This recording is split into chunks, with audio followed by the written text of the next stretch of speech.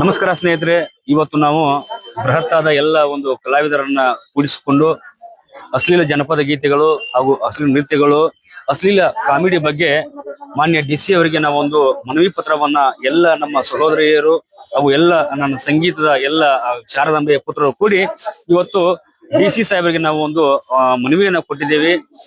ಯಾಕಪ್ಪ ಅಂತಂದ್ರ ಸುಮಾರು 30 ವರ್ಷಗಳಿಂದ ಈ ಜನಪದ ಸೇವೆಗಳಲ್ಲಿ ನಾನು ಒಂದು ಕಲಾ ಸೇವೆಯನ್ನ ಮಾಡ್ತಾ ಬಂದಿದ್ದೇನೆ. ನನ್ನದೇ ಅಂತ ಒಂದು ಆ ಕಲಾ ತಂಡವನ್ನು ಹುಟ್ಟಾಕೊಂಡು ಸಪ್ತಸ್ವರ ಮೆಲೋಡೀಸ್ ಮಾಲಿಂಗ್ಪುರ್ ತಂಡ ಅಂತ ಹುಟ್ಟಾಕೊಂಡು ಸುಮಾರು ವರ್ಷಗಳಿಂದ ನಾನು ಮಾಡುತ್ತಿರುವ ಕಾರ್ಯಕ್ರಮಗಳು ಲೈವ್ ಆಗಿ ಮಾಡ್ತೀನಿ ಸರ್. ಕಾರ್ಯಕ್ರಮಗಳನ್ನ ಯಾಕಂದ್ರ ಸಾಕಷ್ಟು ಜನ ಇವತ್ತು ಸಾಕಷ್ಟು ಟೀಮ್ಗಳು ಲೈವ್ ಅನ್ನೋದನ್ನೇ ಮರ್ತು ಬಿಟ್ಟಿದ್ದಾರೆ. ನಾನು ಹೇಳೋದಿಷ್ಟೇ, ಜಾಸ್ತಿ ಏನ್ ಹೇಳಕ್ ಬಯಸುದಿಲ್ಲ. ಆದಷ್ಟು ಏನ್ ಕಾರ್ಯಕ್ರಮಗಳನ್ನ ನೀವು ಮಾಡ್ತೀವಿ ಲೈವ್ ಆಗಿ ಕಾರ್ಯಕ್ರಮಗಳನ್ನ ಕೊಡ್ರಿ ಅಂತ ಹೇಳ್ತಾ, ವೇದಿಕೆ ಮೇಲೆ ಯಾವುದೇ ರೀತಿಯ ಹೊಲಸು ಭಾಷೆಗಳನ್ನ ಬಳಸೋದ್ರಿಂದ ಆಮೇಲೆ ಡಾನ್ಸ್ ಮಾಡೋದ್ರಿಂದ ನಮಗೆ ಗೌರವ ಅದು ಬರೋದಲ್ಲ.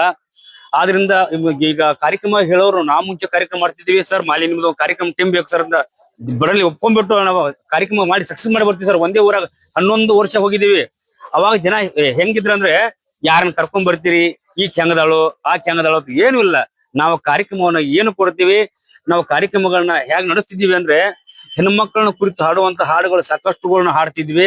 ಅಂದ್ರೆ ರಸಮಂಜರಿ ಅಂದ್ರೆ ಎಲ್ಲಾ ತರ ಇದ್ದಾಗಲೇ ಒಂದು ರಸಮಂಜರಿ ಕಾರ್ಯಕ್ರಮ ಸರ್. ಬರೀ ಡ್ಯಾನ್ಸೇ ಮಾಡೋದು, ಬರೀ ಹಾಡುಗಳನ್ನ ಹಾಡೋದಾಗ ಆಗಿಲ್ಲ. ನಾವು ಹೆಣ್ಮಕ್ಳು ನಿಮ್ಮ ಗಮನದಲ್ಲಿ ಇಟ್ಕೊಂಡು ಹೆಣ್ಮಕ್ಳ ಅಳುವಂತ ಹಾಡುಗಳನ್ನು ಹಾಡ್ತಿದ್ವಿ, ಹೆಣ್ಮಕ್ಳು ನಗುವಂತ ಹಾಡುಗಳನ್ನು ಹಾಡ್ತಿದ್ವಿ, ಹಿರಿಯರು ಕೇಳುವಂತ ಹಾಡುಗಳು, ಹುಡುಗರು ಎಂಜಾಯ್ ಮಾಡುವಂತ ಹಾಡುಗಳು ಹಾಡ್ತಿದ್ವಿ. ಆದ್ರೆ ಅಶ್ಲೀಲವಾಗಿ ಅಲ್ಲ, ಅವು ಶುದ್ಧವಾದಂತ ಉತ್ತರ ಕರ್ನಾಟಕದ ಅಪ್ಪಟ ಜನಪದ ಗೀತೆಗಳನ್ನ ಹಾಡ್ತಾ ಇದ್ವಿ. ಸಂದರ್ಭ ಈಗ ಕಾಲ ಕೆಟ್ಟ ಹೋಗ್ಬಿಟ್ಟೈತಿ. ಈಗಿನ ಕಲಾವಿದರೆಲ್ಲ ಬಹಳ ಅಶ್ಲೀಲವಾಗಿ ಹಾಡಿ ಹಾಡಿ ಹಾಡಿ ಜನಪದಕ್ಕೆ ಒಂದು ಕಳಂಕವನ್ನ ತಂದು ಬಿಟ್ಟಿದ್ದಾರೆ. ಆದ್ರೆ ಇನ್ನು ಮುಂದೆ ಅವ್ರೆಲ್ರೂ ಬದಲಾಗ್ತೀನಿ ಅಂತ ಹೇಳಿ ನಮ್ ಮುಂದೆ ಬಂದಿದ್ದಾರೆ. ಯಾಕಪ್ಪ ಅಂದ್ರೆ ತಪ್ಪು ಮಾಡೋದು ಸಹಜ. ಯಾಕಂದ್ರೆ ನಾವು ಸಡನ್ಲಿ ಆಗಿ ನಾವು ಸಲಹಾ ಸಮಿತಿಯ ಒಂದು ಹಿರಿಯ ಕಲಾವಿದರಾಗಿ ನಮ್ಮ ಮಕ್ಳು ಏನಾರ ತಪ್ಪು ಮಾಡಿದ್ರೆ ಡೈರೆಕ್ಟ್ ಆಗಿ ಅವ್ರನ್ನ ಶಿಕ್ಷೆ ಕೊಡಬಾರ್ದು. ಯಾಕಪ್ಪ ಅಂದ್ರೆ ತಮ್ಮ ಶಿಕ್ಷೆ ತಾವು ಅರಿವು ಮಾಡ್ಕೊಂಡು ಪಶ್ಚಾತ್ತಾಪ ಪಟ್ಟು ಇನ್ಮೇಲೆ ನಾವು ಚೇಂಜ್ ಆಗ್ತೀವಿ, ನಮಗೆ ಬದುಕೋದಕ್ಕೆ ಒಂದು ಅವಕಾಶ ಕೊಡಿ, ಇನ್ ಮುಂದೆ ಹಾಡಲಿಲ್ಲ ಅಂದ್ರೆ ನಾವು ಕ್ಷಮಿಸಲೇಬೇಕು ಹಿರಿಯರಾದಂತವ್ರು.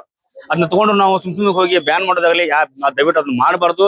ಯಾಕಂದ್ರೆ ಅವು ಕಲಾವಿದರಿಗೆ ಸಾಕಷ್ಟು ಹಿಂದೆ ಅವ್ರಿಗೆ ಸಂಸಾರ ಇರ್ತೈತಿ, ಅವಕ್ಕೂ ಮಕ್ಕಳ ಮರಿ ಇರ್ತಾವು ಅಂತೇಳಿ ಇವತ್ತು ಒಂದು ಬ್ಯಾನ್ ಅನ್ನೋ ಕಾರ್ಯಕ್ರಮ ನಾವೇನೋ ಜಾರಿಗೆ ಅಂತ ತರಲಿಲ್ಲ ನಾವು. ಯಾಕಪ್ಪ ಅಂದ್ರೆ ಬದುಕೋರಿಗೆ ಒಂದು ಅವಕಾಶವನ್ನ ಕೊಡೋಣ, ಅವರು ಮತ್ತೆ ತಿದ್ಕೋತಾರ ಅಂತ ಹೇಳ್ತಾ, ಇನ್ನು ಮುಂದೆ ಯಾರು ದಯವಿಟ್ಟು ಅಶ್ಲೀಲವಾಗಿ ಹಾಡಬೇಡಿ, ಅಶ್ಲೀಲವಾಗಿ ಮಾತನಾಡಬೇಡಿ ಅಂತ ಹೇಳ್ತಾ ಎಲ್ಲ ನನ್ನ ಕಲಾವಿದರಿಗೆ ಹೇಳ್ಕೊತಾ ಇದೀನಿ. ಎಲ್ರಿಗೂ ನಮಸ್ಕಾರ. ನಾನು ನಿಮ್ಮ ಪ್ರೀತಿಯ ಜನಪದ ಗಾಯಕ MD ಆನಂದ್ ಮಾಲಿಂಗ್ಪುರ್.